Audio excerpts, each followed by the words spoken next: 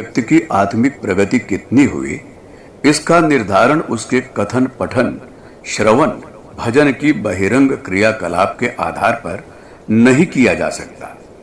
इन उपचारों को कोई भी विद्या व्यसनी या कौतुकी भी करता रह सकता है।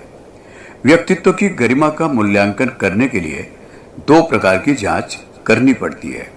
एक है व्यक्तिगत ललक लिप्साओं में, महत्वाकांक्षाओं में कटौती। इसी को संयम साधना या तपश्चर्या कहते हैं।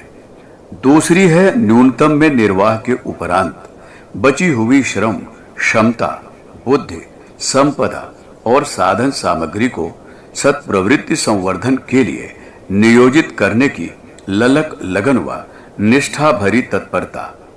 अंतःकरण के स्तर को उदात्त बनाने में इससे कम में काम चल ही नहीं सकता। इतना बन पड़े तो फिर अन्य उपचारों की आवश्यकता शोभा सज्जा जितनी भर रह जाती है।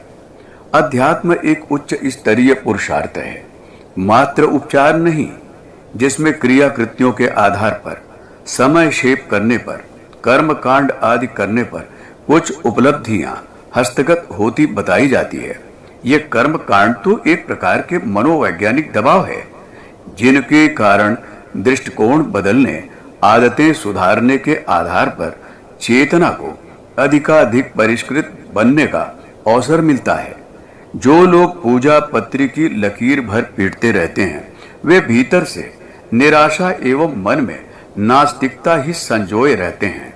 कुछ कहने योग्य हाथ नहीं लगता एवं व्यक्तित्व के परिमापन के रूप में दृष्टिगोचर होने लगता है कि वस्तुतः अध्यात्म इनके जीवन में उतरा नहीं। यह समझ जाना चाहिए कि वास्तविक अध्यात्म जब आंतरिक सफलताओं का पथ प्रशस्त करता है तो साधक को संपन्न नहीं, सुसंस्कृत बनाता है। संपत्ति परक वैभव का भार घटता है और उच्च स्तरीय पराक्रम उभरता है।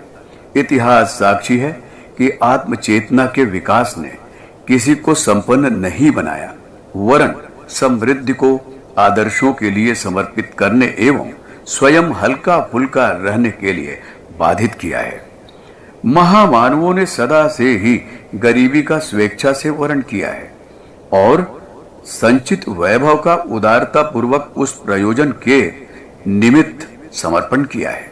वास्तविक अध्यात्म यही है जो महत्वाकांक्षाओं की, लिप्साओं की कटौती करना सिखाता है, जिससे लोग मंगल की भगवत उपासना करने के लिए अपना सब कुछ नियोजित हो सके। यह मर्म समझ में आ जाने पर, यथार्थता की संपदा पा लेने पर आत्मिक प्रगति के पथ पर चल पड़ने में किसी को संशय नहीं करना चाहिए। पुस्तक जीवन पथ के प्रदीप, लेखक डॉक्टर प्रणव पंड्या।